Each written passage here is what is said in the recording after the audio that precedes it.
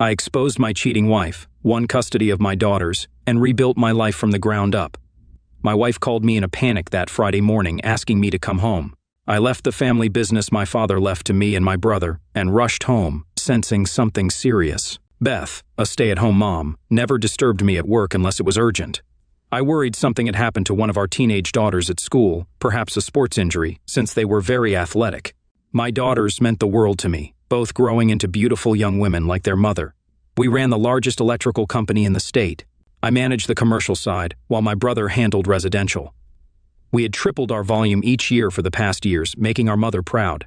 Last year, we netted $5 million for the first time in the company's 50-year history.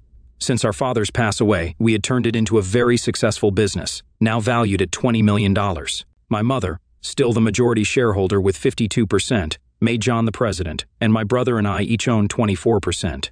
After our father died, my mother entrusted me with her personal investments, which I aggressively managed with her broker, yielding great results. When I arrived home, movers were packing our belongings. Beth, standing by her new car I bought her, informed me she was leaving for good. Our daughters had already moved without my knowledge. She handed me divorce papers, stating she had fallen out of love and was with someone else. She left abruptly, ending our 17-year marriage coldly, without any explanation or chance to discuss it with our daughters. I suspected she had met someone online, but quickly realized it was local. I asked the movers for the delivery address and was shocked to recognize it. I tipped the driver, asked him to lock up, and made a stop to verify the address. What I saw shattered my life. Beth had left me for someone we both knew well. This betrayal was devastating, made worse by who she was leaving me for.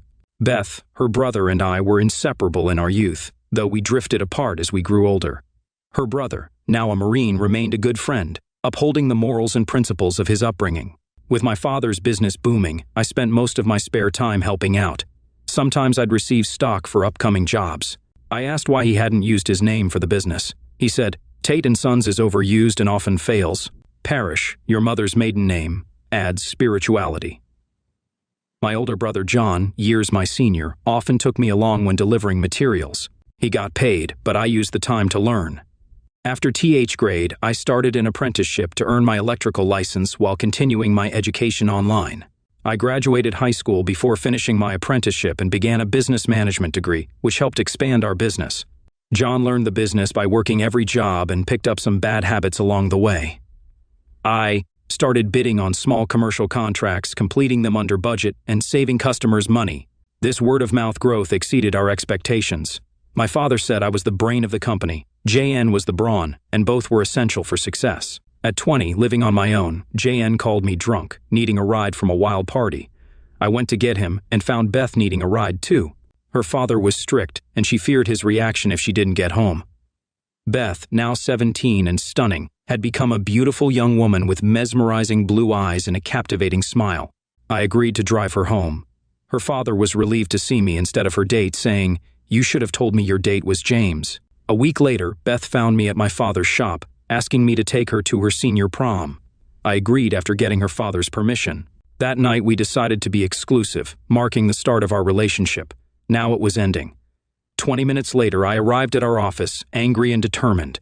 I went to John's office. His door was shut, and his receptionist said he was on a serious personal call and had locked the door for privacy. "Mary," I said, "please come into my brother's office with me. I need you to witness what I have to say." Mary saw the anger on my face and knew it was serious. "Of course," she replied. I then kicked the door open, barging in. John looked up in surprise and quickly ended his call, giving me his full attention. "You need to get this business appraised and buy my shares out by the time my divorce is final. Do you understand that, John?" Mary was shocked. She had never heard me raise my voice before. "What's this about?" Jan asked. "The movers gave me Beth's new address. I saw my daughter's there," I said.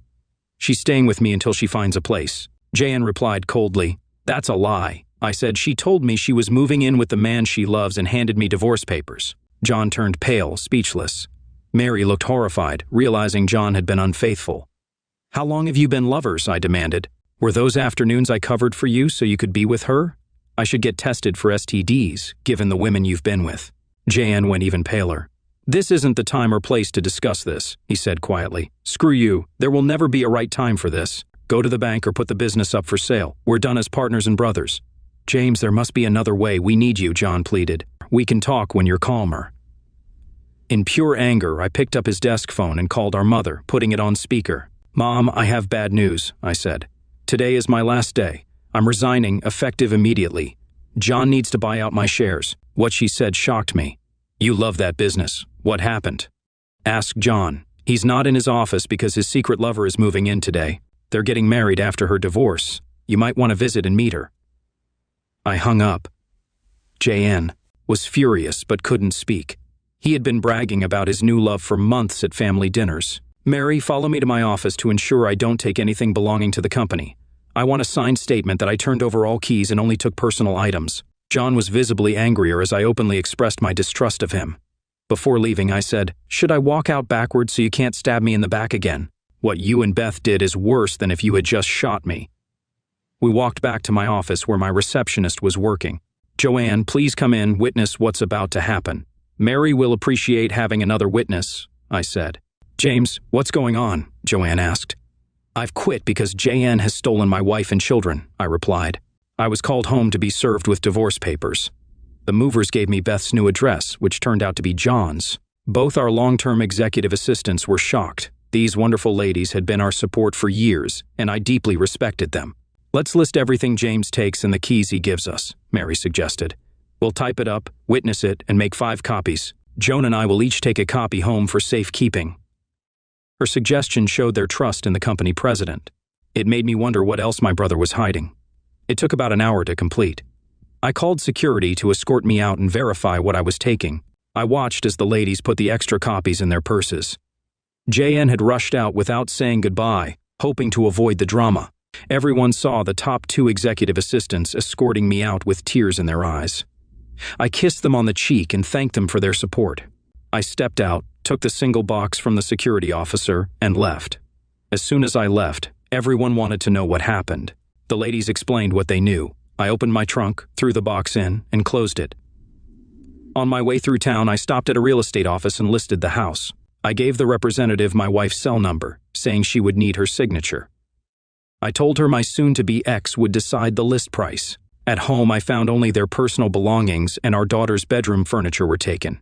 I turned off my cell phone. I read the divorce papers. The grounds were emotional and mental cruelty. She was asking for primary custody of our daughters, Bayou and Bree, offering me supervised visitation once a month. Beth thought I was too strict because I wouldn't allow our 13 and 15-year-old daughters to date without a chaperone. She felt my old-fashioned views were too restrictive for today's society. I had argued that I didn't want our daughters to ruin their lives by getting pregnant in school. I wanted the best for them, but Beth thought my views were hurting their development. She felt I was treating our daughters like her father had treated her, and she had rebelled against him. Beth was going for my throat because of our differing views on parenting. I poured myself a stiff drink and tried to find something on TV to distract me, but only found outdated reruns. I must have passed out drunk because I woke up with a hangover on the living room sofa. I showered, shaved, and got ready for the day. After breakfast, I did my usual Saturday morning chores. Around 1 p.m., I turned my cell phone back on. I had messages from my mother, brother, wife, and daughters. I believe my daughters were in on what was happening and sided with their mother. The only message I trusted was from my mother. The rest didn't matter to me. I listened to the messages, then deleted them. My wife's message said we could reach an agreement once I calmed down. The real estate agent called me. Mr. Tate, your wife finally showed up this morning, but she was not happy, Miss Waterston said. She was shocked you're including the furniture with the house. After seeing comparable homes, she agreed to add $20,000 for the furniture. Thank you for the update, I replied. I want it sold quickly because it holds too many memories. She broke down, not expecting you to do this, Miss Waterston continued. I asked her, what did you expect? You left him for his brother. She was surprised about you demanding to be bought out from the family company. I just want to get away from them, I said. In the divorce, she's trying to take the kids completely from me. She seems shocked. I told her she might fool others, but I know how people like her think. Miss Waterston, I've arranged for a good divorce lawyer. I'll text you her details, I said. I thanked her and hung up. Just then, I saw my sister Connie's car pull in. I finished making my coffee and went to let her in. It must be important for you to drive halfway across the state, I said. Mom was devastated when she found Beth and your daughters at JN's place, Connie said. She couldn't believe it. How long has it been going on, I asked. Mom found out from Beth that it's been about 2 years, Connie replied. How could I have been so blind, I said. Before we talk more, read the divorce papers. I'll get you some coffee. Connie read the papers, noting how exaggerated everything was.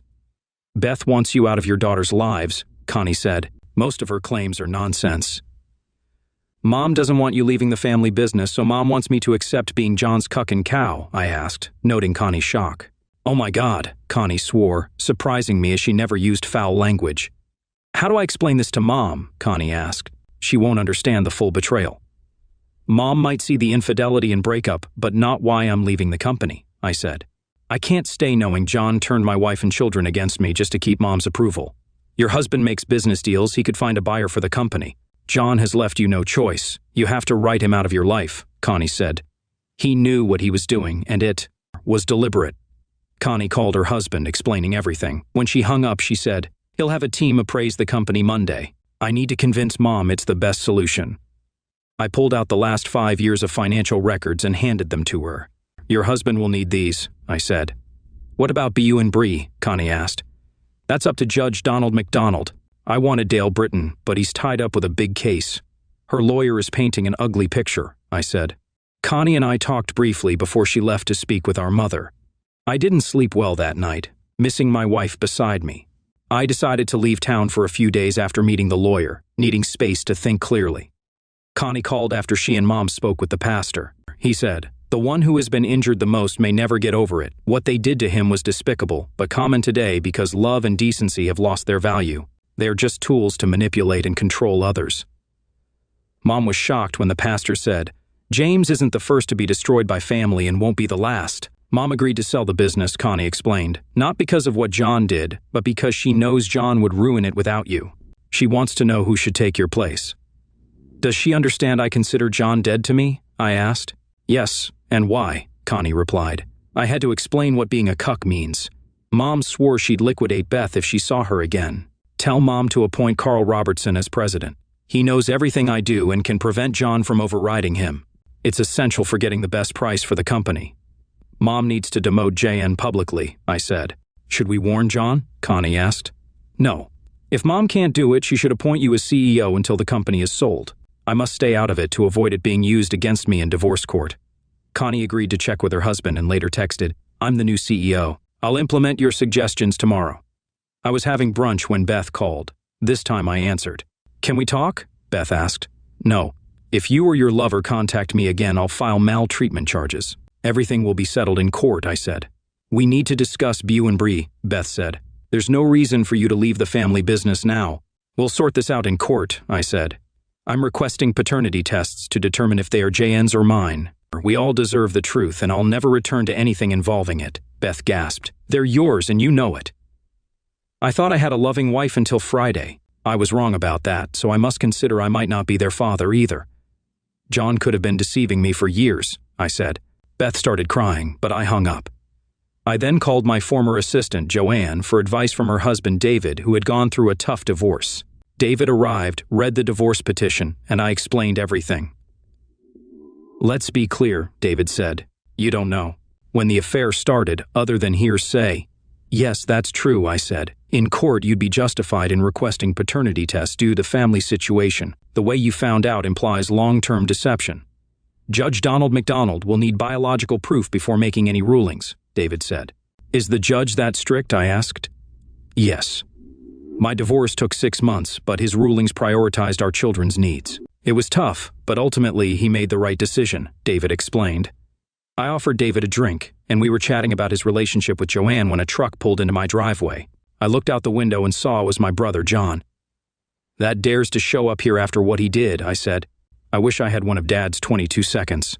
David said, sit down, I'll handle this. If he won't leave, I'll show him my badge. He doesn't want to deal with the Cape Girardeau police.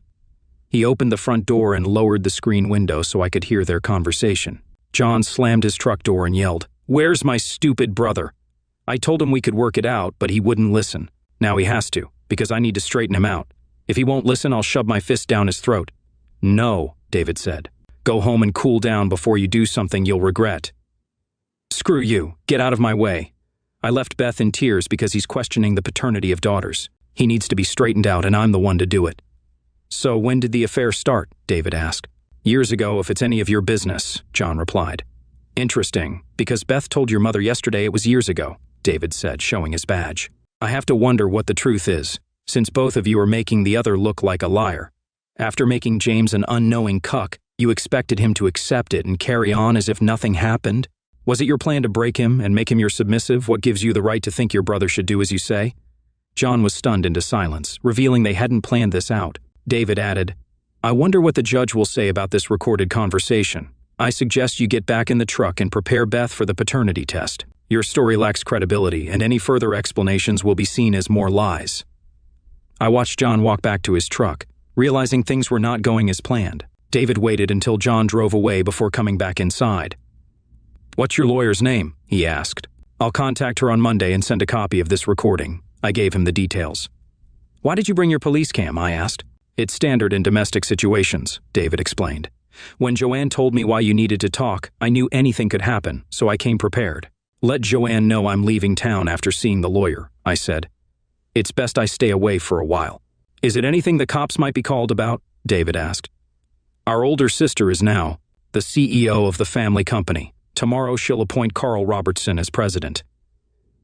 My brother will be demoted to vice president, I explained. This is happening why? David asked. Mom doesn't want my brother destroying what my father and I built before she finds a buyer, I said. I agree with your reasoning, David said.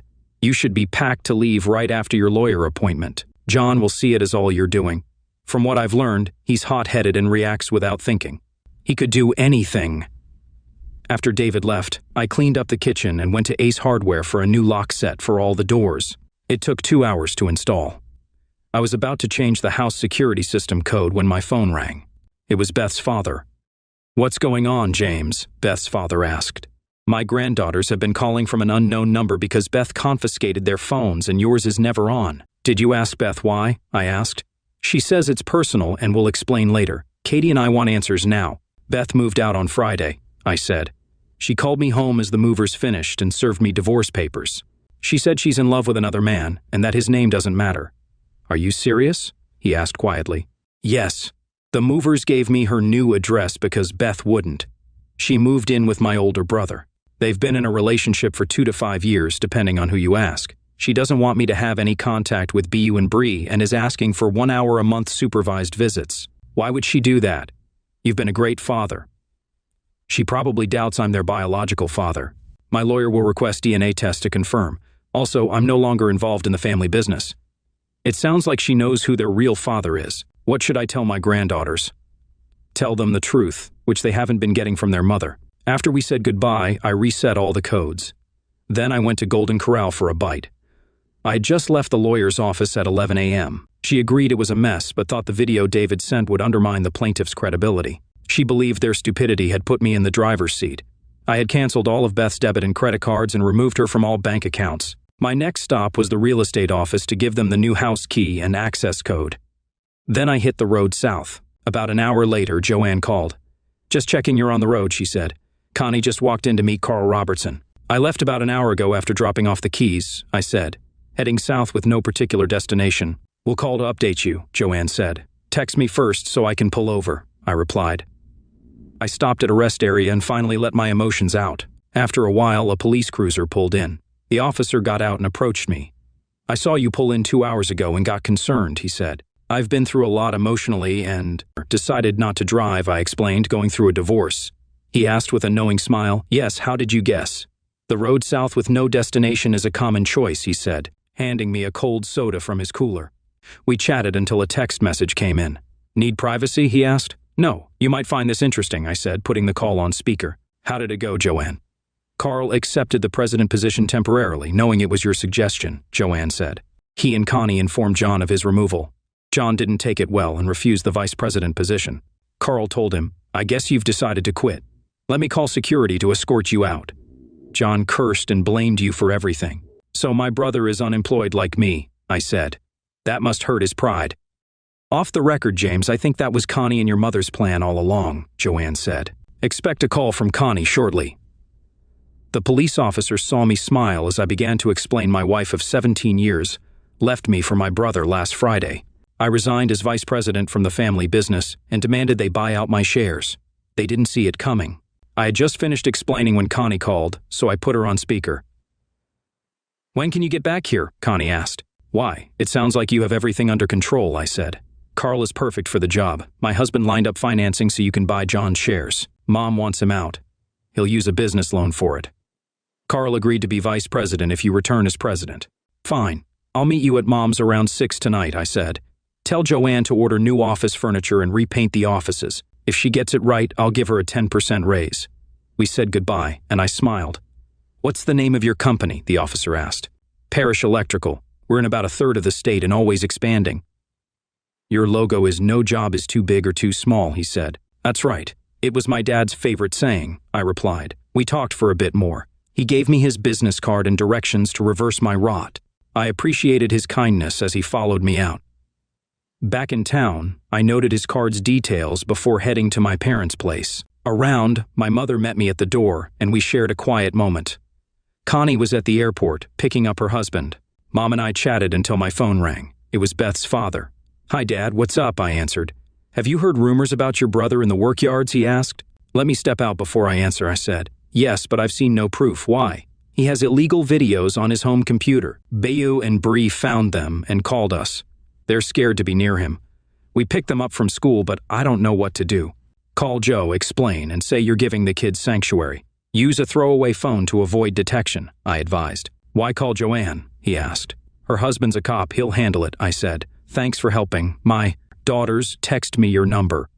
I talked to my daughters until my mom said the police wanted to speak with me. I ended the call and texted the number to my mother-in-law's phone before clearing my messages. "David, good to see you. What's up?"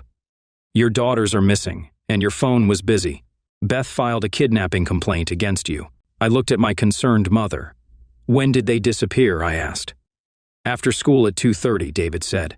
I handed him the state trooper's card. "Call him, you'll understand." David called, and my mother saw his relieved smile as the call ended. "I should have known," David said. "You have the perfect alibi. You were an hour away, sharing a soda with another officer when your daughters disappeared." David then received 5 text messages in a row and stepped outside to make a call. When he returned, he asked to speak with me privately. We went into another room and closed the door. "What do you know about the rumors about your brother?" he asked. "People say he likes them younger than he should," I said.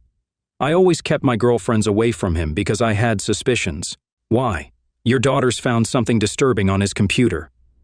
They told someone at school and are now in sanctuary while we investigate," David said. I sat down, head in hands.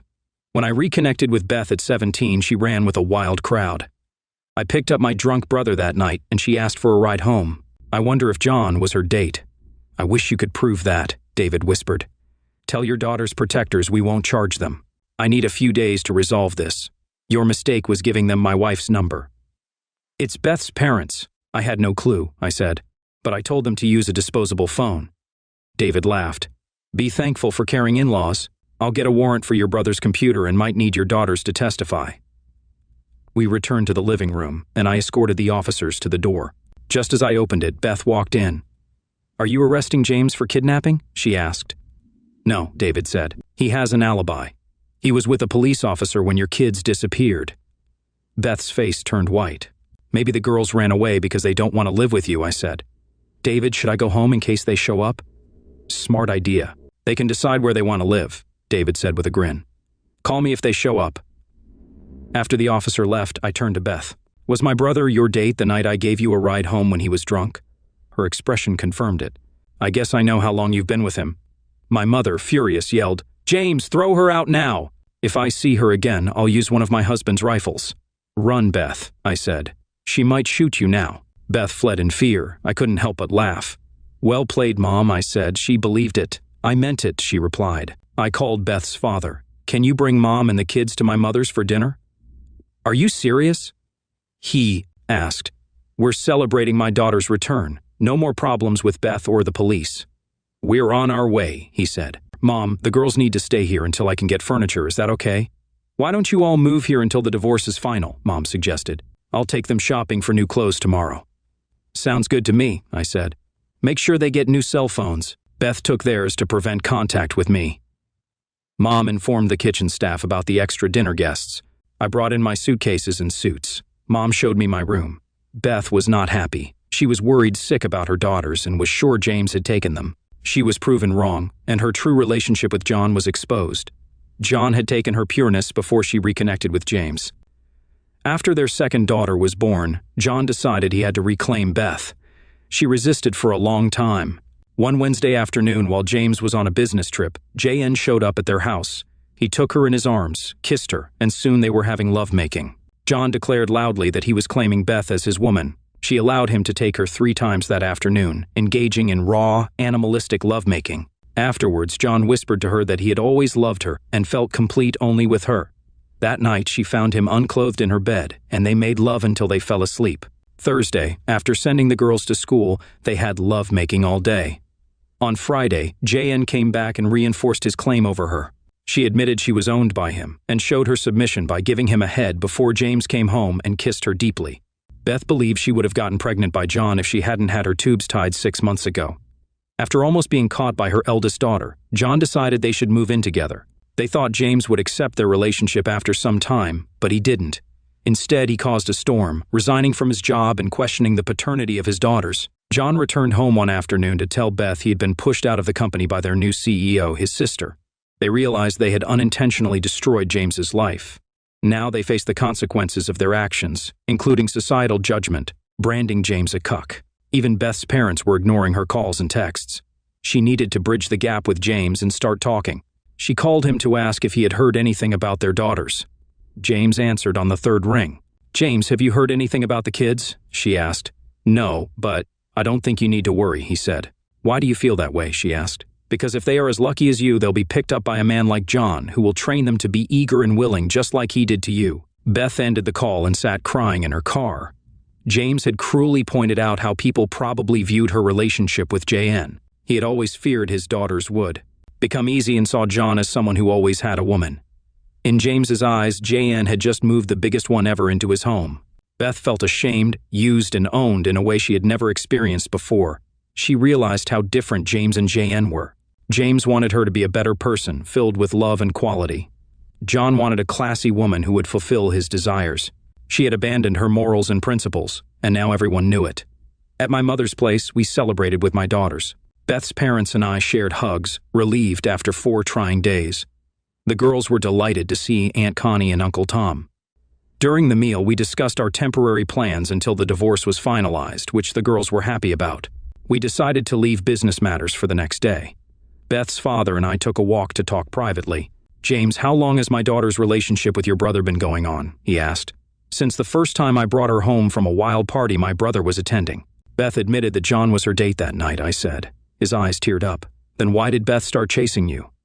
"I believe John and Beth weren't serious back then," I said. That night, she saw me differently. Our early years of marriage were good, but John started desiring what I had and began chasing her. JN was always more aggressive. "Your father told me John felt he was always trying to live up to you because your standards were so high." "I never knew that," I said. "It's sad."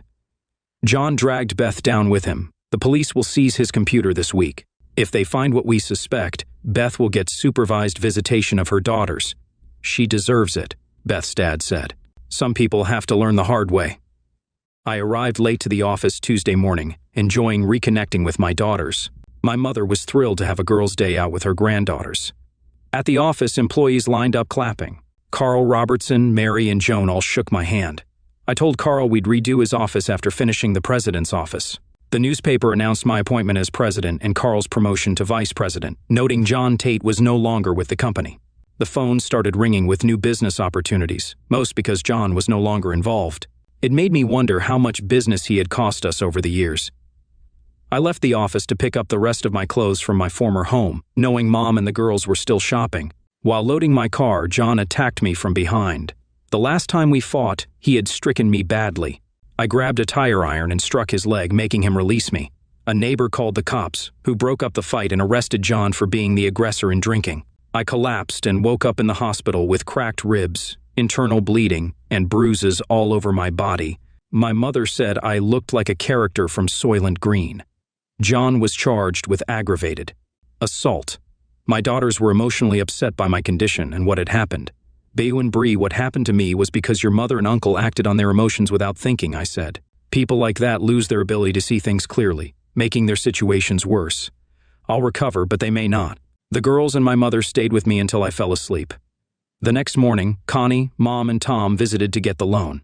Tom wanted us to expand north. A competitor had filed for Chapter 7 bankruptcy, and Tom suggested we take over their contracts and make a low offer on their equipment and buildings. Why not just buy controlling interest in their shares? I asked. Tom explained that their debt was too high, and we'd be stuck with costly union contracts. Mom then surprised us by saying James has effectively been running the company for years. I want to give him 27% of the shares to have complete control, because we can't count on JN agreeing to sell. The rest goes to Connie.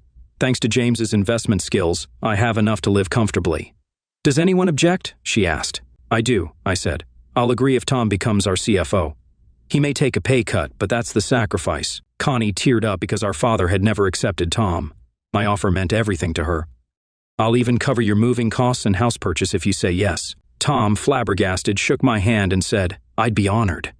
Mom was thrilled her daughter was moving home. After they left, I called Carl to discuss our plans. He mentioned that the assets and contracts we were pursuing had political support. I stressed that if the court accepted our offer, we needed to act quickly.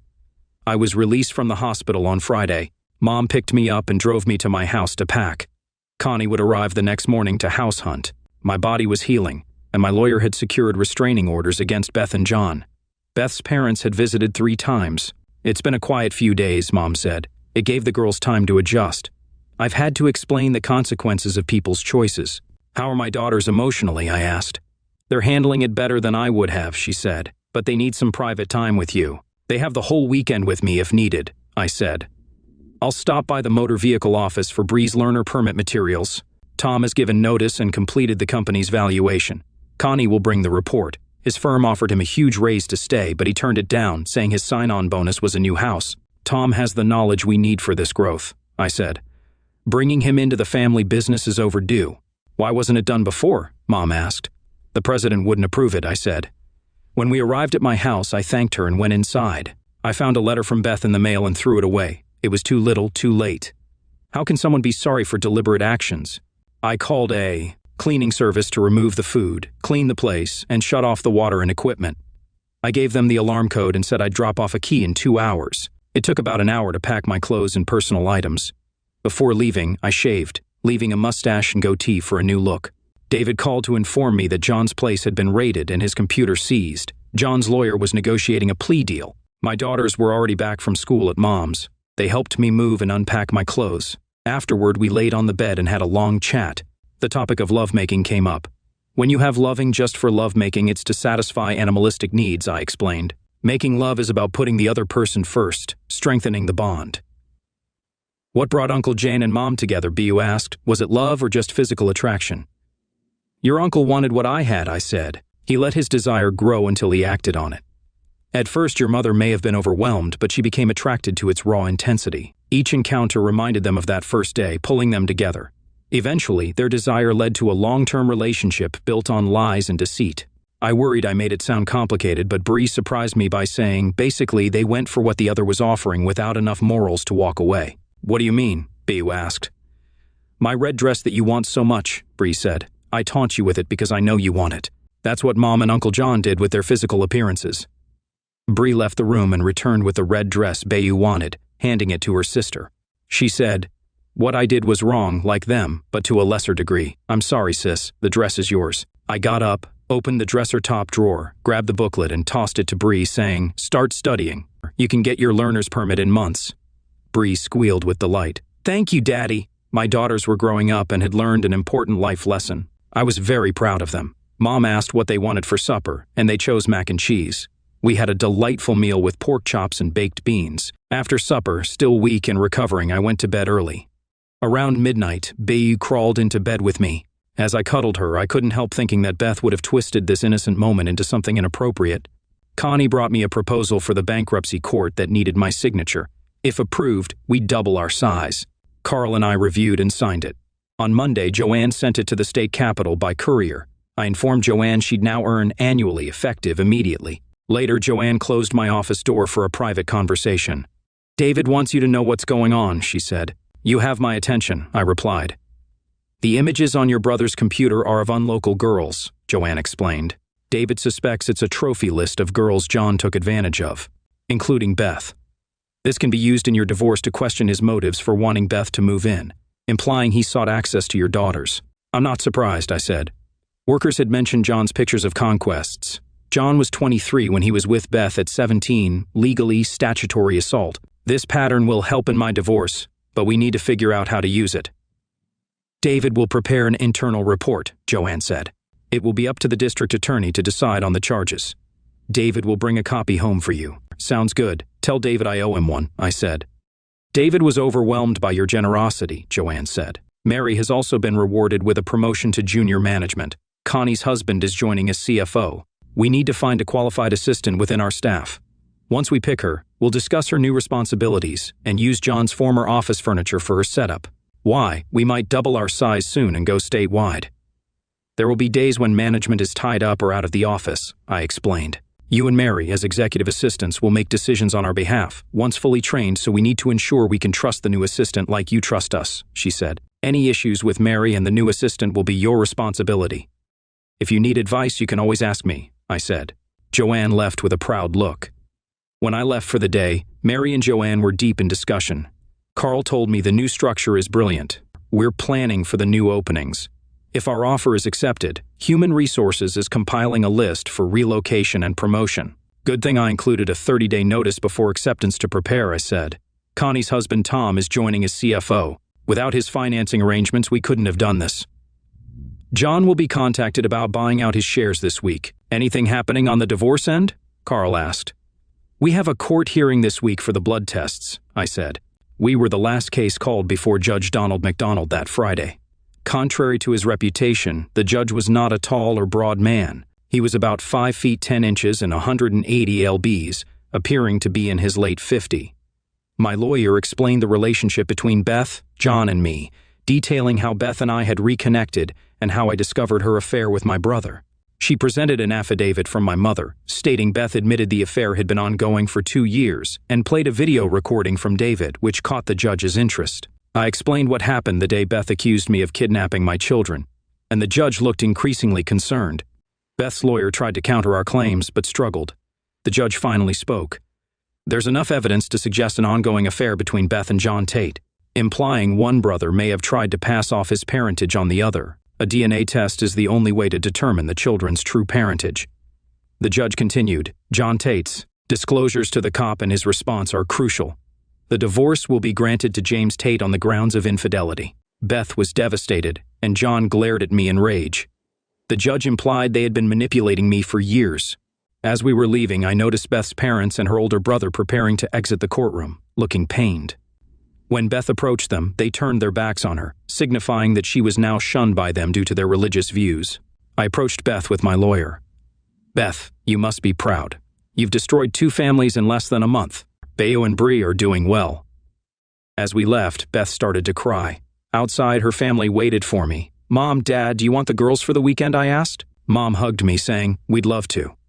Beth's brother Ted extended his hand.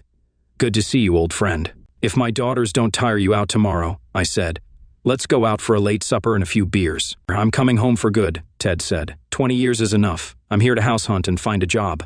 My phone rang. It was Joanne. The 30-day countdown is on, she said excitedly. Thanks. Let Carl know I found the head for our resource department, if I can convince him to join us. How did it go in divorce court? Joanne asked. I'll explain when I get back, I said, turning to Ted. I offered, how about starting at $60,000 a year? After 6 months, you could be head of Parish's new resource department. Interested? What's involved? Ted asked. Managing purchasing, distribution, and inventory for 3 hubs. Supplies for retail stores and commercial sites will be delivered from these hubs, I explained. Of course, I'll take it, Ted said. James, Beth's dad added, show him your house. If he's interested, I'll cover his down payment. Ted and his wife decided to make an offer on the house at full price. I accepted, and all that remained was Beth's signature.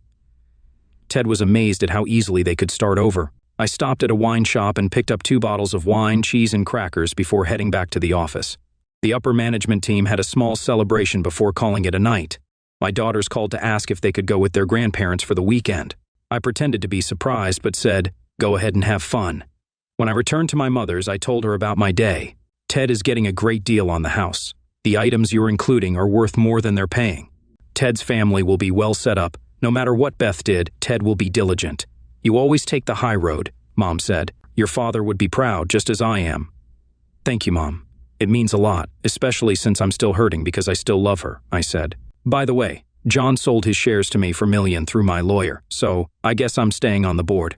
What motivated him? I asked. He said he was never happy in the industry and stayed because it was family-owned. They're moving to Florida to develop property he owns there, Mom explained. I smiled, knowing our business was worth over $1 million according to Tom's report. We secured $15 million, spending $10 million to buy assets and contracts up north for pennies on the dollar. Tom believed we could recoup close to $7 million after streamlining operations. We would rebrand the fleet and use local contractors, incentivizing them with a 10% Christmas bonus, tax-free. This strategy had always improved customer satisfaction. Mom dragged me to a community fundraiser for a family raising money for their daughter's cancer treatment. There I met Dr. Tamara Braden, their doctor. I wasn't looking, but she caught my eye. I called our accountant and arranged a $50,000 donation to cover the medical bills. Tamara and I connected over our divorces. When I presented the PID and full receipt to the family, Tamara whispered, "I'm so impressed. I'm taking you home for dinner." I laughed and said, "Then you'll have to drive me home because I came with my mother." She laughed. "You can't be serious. That's my mother, Ruth, over there." I pointed. "Ruth Parrish. She's one of our greatest contributors." Tamara said, "I didn't know the company was named after her." Tamara smiled and asked, "What was wrong with the woman divorcing you?" "She got involved with a man with no morals. It's sad because they're both going down." Ted's wife approached us saying, "Tamara, if you need me to start early, I can. I'm not going back with Ted. The kids and I are staying." "James, what are you doing here?" Jackie asked. "I was just talking to Tamara," I said. "My mother's over there watching me." "How do you know James?" Tamara asked. "He's divorcing my sister-in-law and will be Ted's new boss. He gave us a great deal on his old house," Jackie said. "Why?" Tamara asked. "No matter what Ted's sister did, Ted is family," I said. "If you need any furniture, I have some you can have," Tamara offered. "Ted's parents bought the kids' bedroom furniture this morning," Jackie said. After the sale was confirmed when Beth signed the agreement, Ted and I let the ladies talk and walked off. "Beth is really struggling with depression," he said. "I told her she did it to herself, but everyone else is hurting too, even your daughters. No one understands why you did it, not even you, Ted. She doesn't know it's going to get worse for her before it gets better," I said. "John's past behavior is going to become very public. Take it easy with Tamara. She's a beautiful woman and is hurting as much as you." Ted said, "She's always been a keeper." Tamara took my hand and said, "Let's go. I promised you dinner, and we need to shop for a few things." Mom watched us leave. Tamara handed me the keys and asked me to drive to Food City, a small grocery store known for its meat selection.